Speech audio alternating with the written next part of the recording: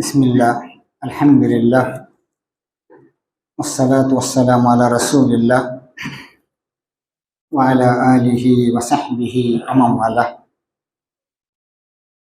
محترم بزرگوں، دوستو، اللہ تعالیٰ فرماتا ہے لا يحب اللہ الجہر بالسوء الا من ظلم۔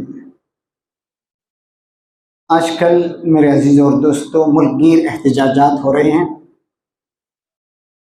جو مرڈر ہوا ہے، جو زنا ہوا ہے، جو گناہونی حرکت ہوئی ہے، اس پر ملک گیر احتجاجات ہو رہے ہیں، اور اس طرح کے احتجاجات ہونے چاہیے۔ اس طرح کی چیزوں کی ضرورت ہے، لیکن ہمیں غور بھی کرنا چاہیے اس بات پر بھی۔ ایک ڈاکٹر کے ساتھ غلط ناروا سلوک ہوا، پھر اس کا مرڈر ہوا۔ آج ہمیں دیکھنا چاہیے ملک میں کتنی موب لنچنگ ہو رہی ہے، اور کتنے مسلمانوں کو مارا جا رہا ہے، کتنی اقلیتوں پر ظلم کیا جا رہا ہے۔ کاش اس کے خلاف بھی ہم سب مل کر احتجاج کرتے تو پتہ نہیں آج فسطائی ذہنیت رکھنے والوں کو اس طرح کے جرائم کے ارتکاب کی ہمت نہ ہوتی۔ فلسطین میں دیکھیے جس طرح کا 40,000 لوگ مارے جا چکے ہیں، اور 70% لوگ بچے اور عورتیں ہیں۔ 70% لوگ اس میں بچے اور عورتیں ہیں۔ 500 سے زائد ڈاکٹرز مارے جا چکے ہیں، قتل کیے جا چکے ہیں۔ ہماری ماؤں بہنوں کے ساتھ ان کی آبرو ریزی ہو رہی جیلوں میں، لاشوں سے گردے اور دل اور جگر نکال کر لاشیں واپس لوٹائی جا رہی۔ اس طرح کے گھناؤنے جرم ہو رہے ہیں جو انسانیت کے خلاف ہیں۔ کاش ہم اس کے خلاف بھی آواز ہم اٹھاتے مل کر، جس طرح ہم امریکہ میں اور جرمن میں اور برطانیہ میں اور خود اسرائیل میں اور وہاں کی یونیورسٹیوں میں طلباء آواز اٹھا رہے ہیں، احتجاجات کر رہے ہیں، دھرنے دے رہے ہیں ظلم کے خلاف۔ تو ہمیں بھی، ہم ہندوستان والوں کو بھی، ہم ہندوستان میں رہنے والے باسیوں کو بھی مل جل کر اس طرح کا حق ادا کرنا چاہیے تھا۔ ادیب اسحاق نے بہت اچھی بات کہی، قتل امرئ فی غابۃ جریمۃ لا تغتفر وقتل شعب آمن مسئلۃ فیہا نظر۔ جنگل میں کوئی ایک لاش مری ہوئی مردہ پائی گئی، اسے کہا گیا کہ ایک ایسا جرم ہے جسے معاف نہیں کیا جا سکتا، اور کہیں پرامن قوم کا خون ہو رہا ہے، اس کے بارے میں کہا جا رہا ہے یہ قابل غور معاملہ ہے۔ پوری پرامن قوم کا خون ہو رہا ہے، نسل کشی ہو رہی ہے، اس کے بارے میں بعض لوگ کہتے ہیں، اس میں ہمارے مسلم ممالک بھی شامل ہیں، بہت سے لوگ، قابل غور معاملہ ہے۔ Killing a person in a forest is an unforgivable crime, while killing a safe nation is a debatable matter۔ یہ قابل غور معاملہ، اس پر غور کرنے کی ضرورت ہے۔ کاش ہم اس معاملے پر بھی غور کرتے۔ میرے عزیزوں اور دوستو، بین الاقوامی کرائم انڈیکس کا جائزہ لیا جائے تو ہندوستان دنیا میں جرائم کے سلسلے میں 77 نمبر پر کھڑا ہے، یعنی 77 نمبر پر کھڑا ہے۔ اب یہ 1921 کا جائزہ ہے، اب پتہ نہیں یہ کتنا بڑھ چکا ہوگا۔ میرے عزیزوں اور دوستو، جرم کیا ہے؟ جرم کسے کہتے ہیں؟ جرم بھی گناہی ہے، اسے اسم بھی کہتے ہیں، ذنب بھی کہتے ہیں۔ قرآن نے کہا وَلَا يَجْرِمَنَّكُمْ شَنَآنُ قَوْمٍ عَلَىٰ أَلَّا تَعْدِلُوا اعْدِلُوا هُوَ أَقْرَبُ لِلتَّقْوَىٰ۔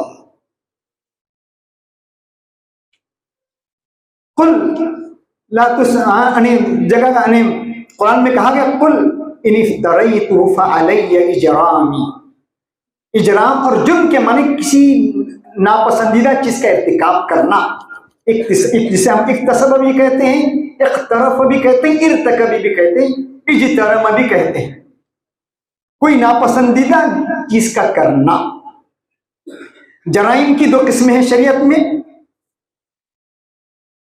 منظورات، محظورات شرعیہ، دو قسمیں ہیں۔ ایک جرائم ایجابی جرائم ہیں، زنا، قتل، اللہ تعالیٰ کی نافرمانی، سود، رشوت، یہ سب ایجابی جرائم میں آتے ہیں. دوسرے سلبی جرائم ہیں، نماز کا چھوڑنا، زکوٰۃ کا نہ دینا اور اس طرح کی چیزوں کا، اللہ کی اوامر سے اجتناب، یہ سلبی معاملے میں آتا ہے. جرم کی تعریف کیا ہے؟ گناہ کیا ہے؟ الاثم ما حاک فی صدرک وکرہت ان یطلع علیہ الناس.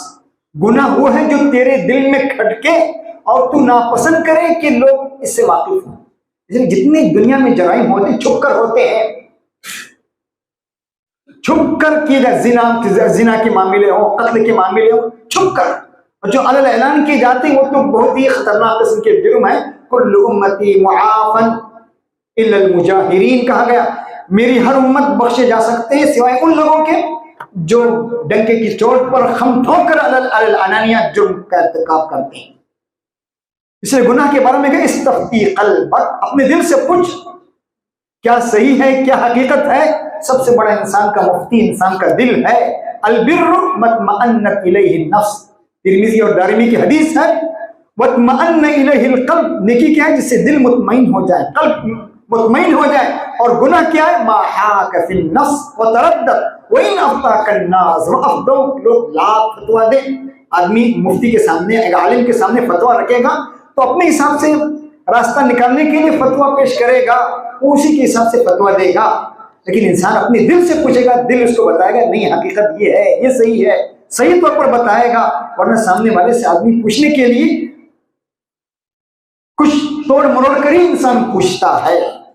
اس لیے دیکھیے گناہ اور جرم ایسا ہوتا ہے کہ آدمی انسان کرنا نہیں چاہتا. آپ بڑے سے بڑے گنڈے سے پوچھیے، آپ ڈاکو سے پوچھیے، وہ اپنی، دیکھیے ڈاکٹر چاہے گا اپنی اولاد کو ڈاکٹر بنائے، عالم چاہے گا عالم بنائے، حافظ قرآن چاہے گا حافظ بنائے، انجینئر چاہے گا اپنے بیٹے کو انجینئر بنائے.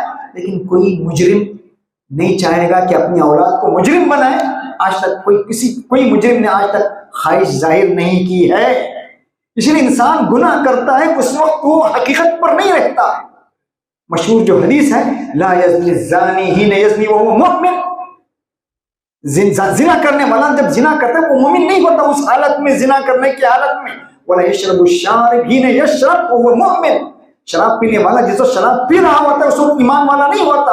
ولا یسرق السارق حین یسرق وہو مؤمن، چوری کرنے والا چوری کر رہا ہوتا ہے اس وقت وہ ایمان اس کے سر پر ہوتا ہے. تو معلوم ہوا گناہ انسان کرتا ہے شیطان کے بہلاوے اور پھسلاوے میں آ کر، نفس کے ورغلاوے میں آ کر. دیکھیے کوئی آدمی بڑا سے بڑا مجرم بھی مجرم ہو کر کوئی دنیا میں پیدا نہیں ہوتا. سوشولوجسٹ کہتے ہیں انسان جب پیدا ہوتا ہے تو اس کے دل کے پنے صاف ستھرے ہوتے ہیں، کوئی ترچھی لکیریں نہیں ہوتی، کسی قسم کی لکیر صاف. اس کے دل کے پنے، ذہن دماغ کے پنے صاف کاغذ کی طرح ہوتے ہیں، کوئی نشانی اس میں نہیں ہوتی، کوئی لکھاوٹ نہیں ہوتی. بعد میں انسان مجرم بنتا ہے. سوشولوجسٹ نے یہ بات اب کہی، اللہ کے نبی نے یہ بات 1450 سال پہلے کہی. کل مولود یولد علی الفطرہ فابواہ یحودان او ینصران او یمجسان. ہر بچہ فطرت پر پیدا ہوتا ہے، ہر بچہ فطرت پر پیدا ہوتا ہے، نیچر پر پیدا ہوتا ہے. اس کے والدین اسے یہودی، نصرانی، مجوسی بنا دیتے ہیں. تو معلوم ہوا قرآن خود دوسری حدیث میں اللہ کے نبی فرماتے ہیں، حدیث قدسی ہے، انی خلقت عبادی حنفاء کلہم، میں نے انہیں صاف ستھرا پیدا کیا تھا، حنفیت پر میں نے انہیں پیدا کیا تھا. وَأَنَّهُمْ أَتَتْهُمُ الشَّيَاطِينُ فَاجْتَالَتْهُمْ عَنْ دِينِهِمْ، شیطان ان کے پیچھے پڑے رہے اور ان کو اس نے راہ راست سے ہٹایا. تو معلوم ہوا کہ انسان اصل میں مومن ہوتا ہے، ساری فطرت پر پیدا ہوتا ہے، شیطان یا اس کا نفس اس کو ورغلاتا ہے. جرم کے ارتکاب میں سب سے پہلی چیز انسان، جس طرح میں نے کہا صاف ستھرا پیدا ہو رہا ہے بچہ، اس کا گھرانہ، اس کے گھر کا ماحول سب سے بڑا سبب ہے.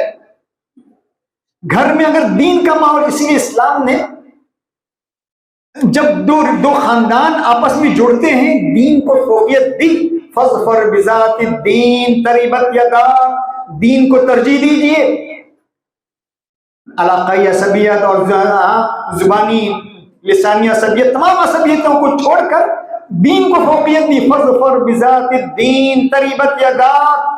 تو شروع میں کہا گیا اور دعائیں کی جا رہی فیملی کے بننے سے پہلے، ربنا هب لنا من ازواجنا وذرياتنا قرۃ اعین واجعلنا للمتقین اماما. تو وہاں سے آغاز ہوگا. جب گھر کا دینی ماحول نہیں ہوگا تو پھر اولاد کے ذہن میں جرم پروان چڑھنے لگے گا، ظلم پیدا ہونے لگے گا. اس لیے اللہ تعالیٰ نے صاف کہا یا ایھا الذین آمنوا قوا انفسکم واہلیکم نارا، کہا گیا اپنے آپ کو اور اپنے گھر والوں کو جہنم کی آگ سے بچاؤ. حدیث میں فرمایا کفی بالمرء اثما ان یضیع من یعول. تو سب سے پہلا سبب اس کا گھرانہ ہے. بعض دفعہ ہوتا ہے کہ فیملی بریک ڈاؤن، طلاق خلا کے معاملے کی وجہ سے بھی بچوں کا ذہن یعنی نیگیٹو ذہن کی اولاد پیدا چڑھتا ہے. گھر میں میاں بیوی کے جھگڑے کی وجہ سے بھی بچوں کے اندر جرائم پنپنے لگتے ہیں. سائیکولوجسٹ کہتے ہیں، نفس میں یعنی ماہرین نفسیات کہتے ہیں گھر میں طلاق اور خلا اور میاں بیوی کے جھگڑے کی وجہ سے بھی اولاد کی تربیت نہیں ہو پاتی اور اولاد صحیح راستے پر نہیں جاتی. وہ گھر کا سکون یعنی دل کا سکون جو اسے گھر میں ملنا چاہیے تھا وہ باہر ڈھونڈنے لگتا ہے. پھر وہ غلط راہوں پر چلنے لگتا ہے، گھر میں بیٹھنا نہیں چاہتا. کیوں؟ گھر میں میاں بیوی کے جھگڑوں کی وجہ سے وہ پریشان ہو چکا ہوتا ہے. تو ماہرین لکھتے ہیں سب سے پہلا سبب اس کا گھرانہ. بڑے بڑے مجرموں کو پکڑا گیا، اس پر تحقیق ہوئی، اس پر ریسرچ ہوا، اور آج کل یورپ میں اور امریکہ میں یہ چیزیں مجرموں کو پکڑنے کے بعد اس کی پوری ہسٹری نکالتے ہیں، اس سے سوالات ہوتے ہیں. تو بڑے بڑے مجرموں کو پکڑا گیا تو تحقیق یہ ہوئی کہ گھریلو لڑائی جھگڑے اور گھریلو ماحول کی وجہ سے مجرم پیدا ہوئے.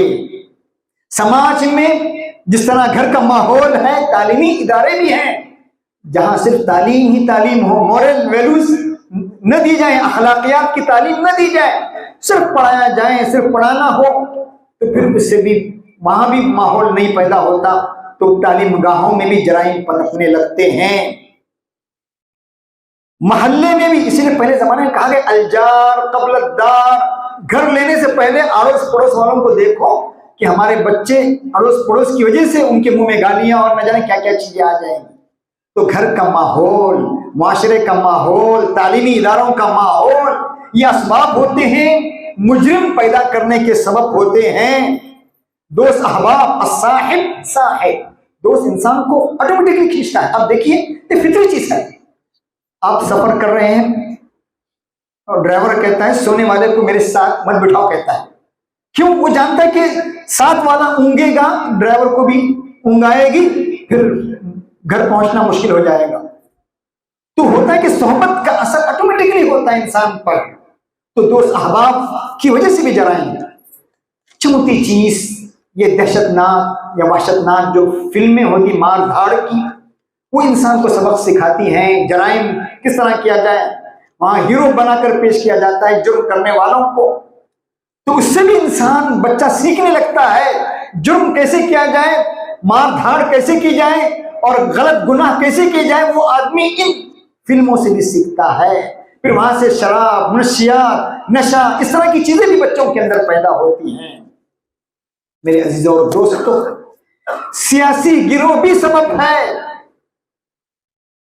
سیاسی طبقہ بھی سب سے بڑا، جو بعض دفعہ مجرموں سے جس کے گھٹ جوڑ ہوتے ہیں اور مجرموں کو پکڑا اس وقت آخری اسٹیج پر پکڑا جاتا ہے، ڈھیل دی جاتی ہے جس طرح چاہے کریں، آخری اسٹیج پر پکڑا جاتا ہے. تو پھر یہ جرائم پنپیں گی نہیں. اگر شروع میں اس کی پکڑ ہوتی، دھکڑ ہوتی، اس کو جیل ڈال دیا جاتا، اس کی تربیت ہوتی، یہ نہیں ہوتا، چھوڑ دیا جاتا ہے. سیاسی گروہوں کے تعلقات ہوتے ہیں مجرموں سے جس کی وجہ سے یہ معاملہ پیش آتا ہے. جرائم بڑھنے کا ایک بڑا سبب یہ بھی ہے. حضرت عمر نے اپنے بعض عاملوں کو، گورنروں کو خط لکھا تھا، پوچھا تھا اگر کوئی چوری کرو گے تم کیا کرو گے؟ اس عامل نے لکھا، گورنر نے لکھا میں اس کا ہاتھ کاٹ دوں گا. حضرت عمر نے کہا وَإِن جَاءَنِي جَائِعٌ أَقْطَعُ يَدَكَ، اگر کوئی بھوکا میرے پاس آئے گا تو میں تیرا ہاتھ کاٹ دوں گا. دیکھا آپ نے سیاسی لوگوں سے کہہ رہے ہیں آپ کے پاس چور آئے گا تو آپ اس کا ہاتھ کاٹ دیں گے، کوئی بھوکا اگر میرے پاس آئے گا تو میں تمہارا ہاتھ کاٹ دوں گا. عمر بن عبدالعزیز نے خط لکھا تھا، کچھ گورنروں نے عمر بن عبدالعزیز کو خط لکھا کہ سڑکوں کی مرمت کی ضرورت ہے، پلوں کی تعمیر کی ضرورت ہے، سڑکوں کی صفائی کی ضرورت ہے، آپ اتنے اخراجات بھیجیے. تو حضرت عمر نے کیا بات لکھی؟ اس نے حضرت عمر نے ان آمینوں کو لکھا، حسنھا بالعدل، عدل اور انصاف کے ذریعے سے شہر کو مضبوط کرو، ونقی طرقھا من الظلم، اس کی سڑکوں اور راستوں کو ظلم سے صاف کرو، فإنہ مرمتھا، یہی شہر کی مرمت ہے. سیاسی گروہ بھی بعض دفعہ شریک ہو جاتا ہے، مجرموں کے پنپنے کا سبب بنتا ہے. لینڈ مافیا، فلاں مافیا، کتنے قسم کی مافیائیں ہوتی ہیں جس سے بعض دفعہ سیاسی گروہ ملے ہوئے ہوتے ہیں، جس سے مجرموں کو پنپنے کا یعنی موقع ملتا ہے. نسلی تعصب، مذہبی تعصب بھی سبب ہے. آج دیکھیے کتنی موب لنچنگ ہو رہی ہے معاشرے میں، اقلیت کی جانیں غیر محفوظ ہیں، ان کی جائیدادیں غیر محفوظ ہیں. ایک ڈاکٹر کا قتل ہوا، اس میں احتجاج ہونا چاہیے، دھرنے ہونا چاہیے، لیکن میں کہتا ہوں کتنی ماؤں بہنیں کی عزتیں لوٹی گئی، کتنوں کے گھر ڈھائے گئے، کتنوں کو قتل کیا گیا. کاش ہم سب بھائی مل کر، تمام پوری انسانیت کے لوگ مل کر ہم کھڑے ہو جائیں اور احتجاج پر اتر آئیں، دھرنوں پر اتر آئیں، تو پھر یہ ظلم ختم ہو جائے گا، فسادیت کو پنپنے کا موقع نہیں ملے گا. بعض دفعہ بیجا تجسس بھی سبب بنتا ہے. علامہ سے سلیمان ندوی کہتے ہیں تجسس مت کرو، اسلام نے کہا تجسس مت کرو. آج کل ہمارے بہت سے نوجوان ہیں جو وہاں کیا ہو رہا ہے، وہاں کون آ رہا ہے، یہاں کون آ رہا ہے، اس سے اور جرائم پنپتے ہیں. حضرت عمر کہتے ہیں اگر کوئی یعنی حضرت عمر کے بارے میں آتا ہے، اگر سامنے والا تجسس نہ کرنے کے لیے کہا گیا ہے تو عمر نے کہا تجسس مت کرو، ولا تجسسوا، قرآن کہہ رہا ہے ولا تجسسوا. علامہ سلیمان ندوی کہتے ہیں مسلمانوں میں کوئی ایک واقعہ پیش آتا ہے تو ڈھلورا ہو جاتا ہے، یہ ہو گیا. دوسرے دھرموں میں کتنے سے بڑے بڑے گناہ ہوتے ہیں، اسے چھپا دیا جاتا ہے، اس سے بدنامی ہوتی تجسس کی وجہ سے، اور لوگوں کو پتہ چلتا ہے، لوگوں کو گناہ کے طریقے معلوم ہوتے ہیں، جرائم کے طریقے معلوم ہوتے ہیں. کاش یہ بھی سبب بنتا ہے جرم کا.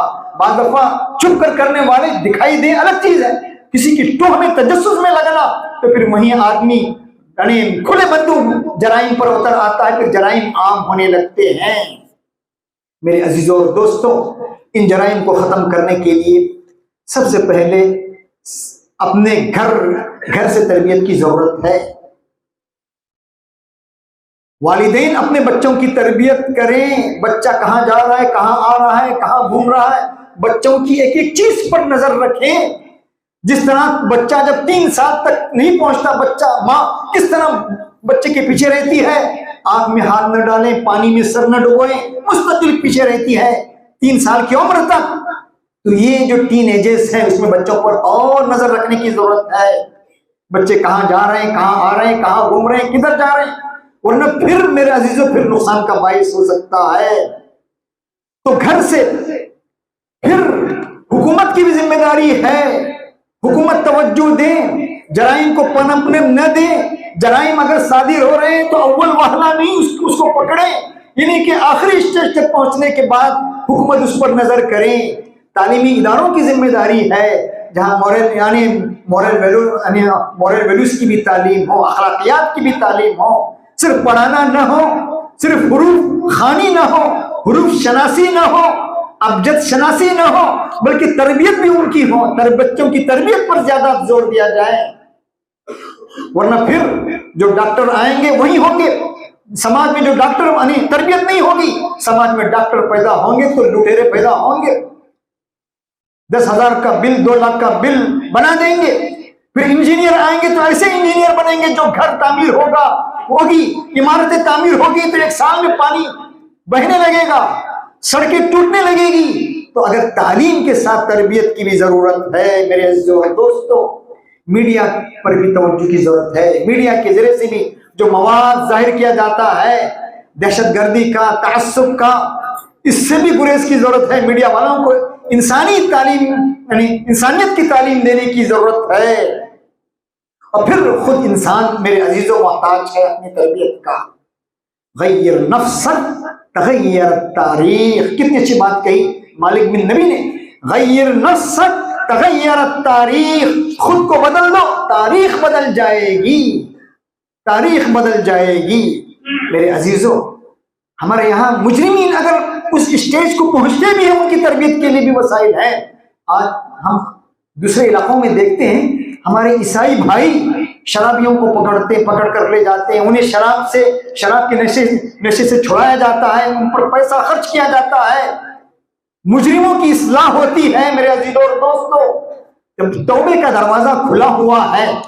پہلے لوگ کہتے تھے التبع یغلب التتبع، پہلے لوگ کہتے تھے حدر جبلا لا تحدر طبعا، پہاڑ کو تم سرکا سکتے ہو لیکن نیچر کو تم سرکا نہیں سکتے، طبیعت اور فطرت کو تم سرکا نہیں سکتے، پہاڑ کو سرکا سکتے ہو۔ لیکن یہ محاورے غلط ہیں۔ التبع یغلب التتبع، یعنی فطرت غالب آ جاتی ہے، انسان تتبع مانے کوئی چیز حاصل کرنے کی انسان کوشش کرتا ہے، اس پر فطرت غالب آتی ہے، غلط چیز ہے۔ یہ جو کہا جاتا ہے nature is stronger than nurture, یہ غلط چیز ہے۔ اسی ورنہ پھر توبے کا دروازہ اللہ کو کھولنے کی ضرورت ہی نہیں تھی، توبے کے دروازے کو بند ہونا چاہیے تھا۔ بڑے سے بڑے مجرم بنی اسرائیل میں 100 کو قتل کرنے والا، جس نے 100 کو قتل کیا تھا، 99 قتل کرنے کے بعد آیا ایک بزرگ کے پاس، اس نے کہا کیا میری توبہ قبول ہوگی؟ اس نے کہا نہیں، تم نے 99 لوگوں کو قتل کیا، اللہ تجھے معاف کرے گا۔ پھر 100ویں شخص کے پاس آیا، اس بزرگ کے پاس آیا، اس سے پوچھا کہ اللہ مجھے معاف کرے گا؟ اس نے کہا اللہ بڑا رحیم ہے، صحیح حدیث ہے، شفیق ہے۔ پھر وہ توبہ قبول کر لیتا ہے، اس کا انتقال ہو جاتا ہے راستے پر، اللہ تعالیٰ اس کو معاف کر دیتا ہے۔ تو ہمارے یہ صحیح نہیں ہے کہ بلکہ توبے کا دروازہ ہمیشہ کھلا ہوا ہے، ہمیشہ کھلا ہوا۔ یہ ہماری چیز نہیں کہ مجرم کو چھوڑ دیا جائے، مجرم کو حقیر سمجھا جائے، مجرم کو ذلیل سمجھا جائے۔ مجرم کو حقیر اور ذلیل سمجھنے سے جرائم اور پنپیں گے۔ ایک عورت نے زنا کیا، حد اس پر نافذ کی گئی، خالد بن ولید کے کپڑوں پر خون کے چھینٹے گر گئے۔ خالد بن ولید نے رضی اللہ عنہ انہیں برا بھلا کہا، گالی دی اس عورت کو۔ اللہ کے نبی نے کہا اس عورت نے ایسی توبہ قبول کی ہے، اگر یہ توبہ پورے اہل مدینہ پر تقسیم کر دی جائے تو پورے اہل مدینہ کو اللہ تعالیٰ معاف کر دے، پورے اہل مدینہ کی مغفرت کر دے۔ تو میرے عزیزوں، ہمارے یہاں جرائم بڑے سے بڑے جرائم ہیں، معافی کا دروازہ کھلا ہوا ہے، اور الحمدللہ مختلف جماعتیں اس سلسلے میں کام کرتی ہیں، کوشش کرتی ہیں مجرموں کو راہ راست پر لانے کی، شرابیوں کو راہ راست پر لانے کی۔ یہ کوششیں اور مسلسل ہونی چاہیے تاکہ معاشرے سے جرائم کا خاتمہ ہو۔ اللہ تعالیٰ مجھے بھی اپنی باتوں کو کرنے کی توفیق دے۔ آخر دعوانا الحمدللہ رب العالمین۔